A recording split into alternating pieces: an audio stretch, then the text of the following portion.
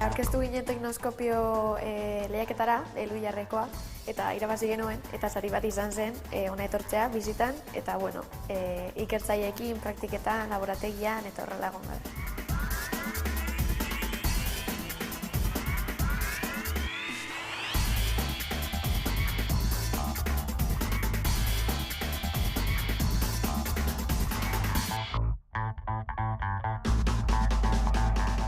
Saiatu gara guk egiten duguna, beraiek egin dezatela era simple batean, xume batean, baina beraiek ere ikusi dezatela grafikoki, ez bakarrik teorikoki ikusi dezaten, beraiek horretan jarrita ikas dezaten nola egiten dugun azterketa hori. Gure izan dagian teorikoagoa edo paperaren gainean, edo kasu honetan ordenagailuaren gainean, baina orain ibili gara hori eskularruekin eta benetan sentitu nahiz hori haien bat bezala, ezakit. Imaginatu, baina hala ere txokatzen du pistara, dituztelako aparatu asko eta baliabide asko, eta hau adibidez gure ikerketan eduki dugu ordenagailu bat eta ordenagailuak ematen dituen aukera, adibidez internet edo horrelakoak, baina hemen daukaten makina bat funtzio bakoitzeko.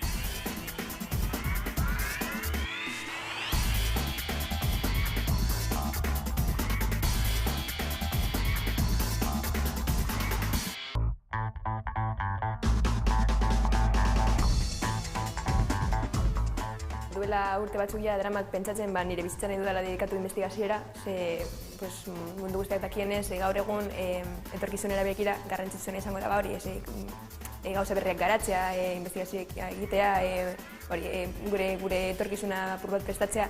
Orduan hau ikusi ostean konturatu naiz benetan jarraitzen dudala pentsatzen dela nik nahi dudana eta nik egin nahi dudana. Ikerlari mundua oso luzea da eta gogorra, baina lanean eta horretan jarduteko gogoa badute, aurrera. Bizitza azkenean amets bat da eta ametsak egin behar dira.